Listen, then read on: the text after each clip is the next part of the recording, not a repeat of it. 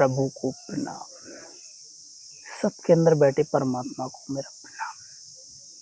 परमात्मा मंदिर में बैठा, कोई मूर्ति में बैठा नहीं है। प्रभु हर घट के अंदर विराजमान है। चांद तारों में,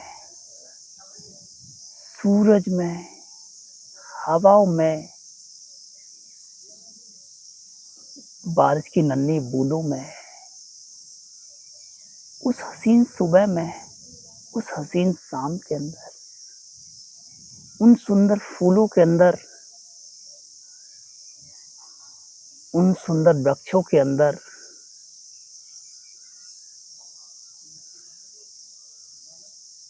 उन प्यारी पक्षियों के अंदर, उन पशुओं के अंदर, सबके अंदर परमात्मा विराजमान है।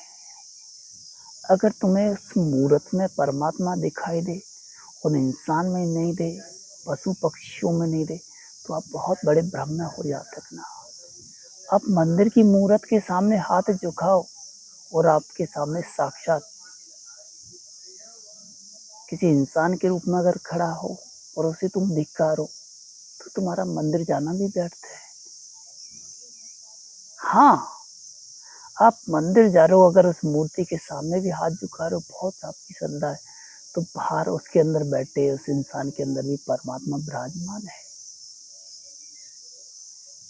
उन पक्षियों के अंदर भी है। और हम पेड़ों को कैसे काट देते हैं। अरे भाई, इनके अंदर भी एक परमात्मा विराजमान है। ये कितना प्यार करते हैं, कितनी हमें ऊर्जा देते हैं। देखो इन सुंदर पेड़ों को, यहाँ एक अलग ही खुशी है, अलग ही परम शांति है, परम ऐश्वर्य है। हर घट के अंदर परमात्मा विराजमान है।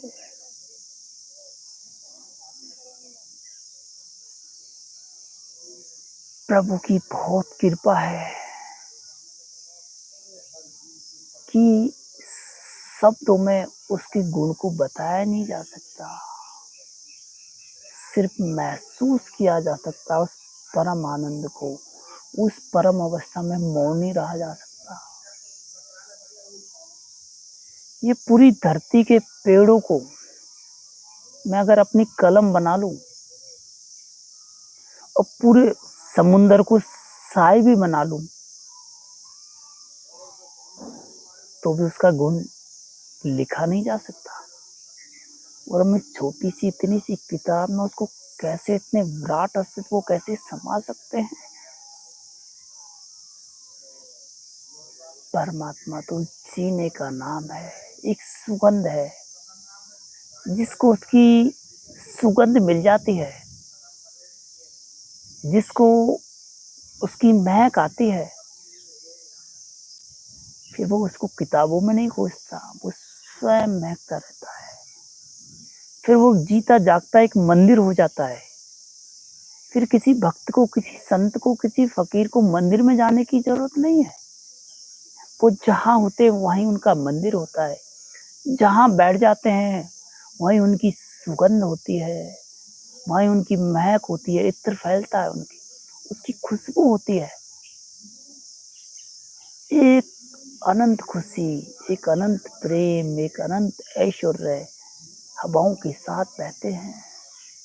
फिर जहाँ गए वो उनका मंदिर हो गया, जहाँ बैठे वो वही उनका तीर्थ हो गया। फिर उन्हें कोई स्वर्ग नरक की नहीं, वो जहाँ बैठे नरक में भी बैठेंगे तो भी वहां स्वर्ग हो जाएगा। ये प्रभु की कृपा है, ये संतों की पहचान है कि वो जहाँ जाएं वहां धरती को सुगंधित करते हैं, प्रेम का रस फैलाते हैं, आनंद की चर्चाएं करते हैं। तो मेरे प्रभु हर घट के अंदर विराजमान है, हर घट के अंदर विराट उसके रूप है। जैसे कृष्ण अर्जुन को बोलते हैं ना कि हे अर्जुन, मेरी माया इतनी विराट है, तू मेरा अगर रूप देखना चाहता है ना, तो इन आंखों से तुम नहीं देख पाओगे। क्या खाक, ये चमड़ी की आंखें क्या खाक देख पाएंगी उसको? तुम चमड़ी की आंखों से परमात्मा को देखना चाहते हो, नहीं देख पाओगे। उनके लिए तो परमात्मा की दिव्य रूपी आंखें चाहिए, और वो सिर्फ उपलब्ध होती है ध्यान से, कीर्तन से, परमात्मा के आश्रम में जाकर के। अगर परमात्मा से मिलना है, शांत मैत्री, अनंत प्रेम, अनंत करुणा में डूब जाओ, परमात्मा की झलकियां तुम्हें मिलना स्टार्ट हो जाएगी। आनंद लूटो, भरपूर लूटो, भरपूर, उसने भरपूर बरसा रखा है। मनुष्य जीवन अनमोल है, मिले ना बारंबार। मनुष्य का जीवन मिला है, मनुष्य का जीवन मिलने के बाद प्रभु का आश्रय मिला है। फिर ये मत बोलना कि हमें किसी ने जगाया नहीं, फिर बोल रहा हूँ, फिर जगाने के लिए आया हूँ कि लूट लो। राम नाम की लूट है, लूट सके तो लूट, और अंधकाल पछताओगे जब प्राण जाएंगे छूट।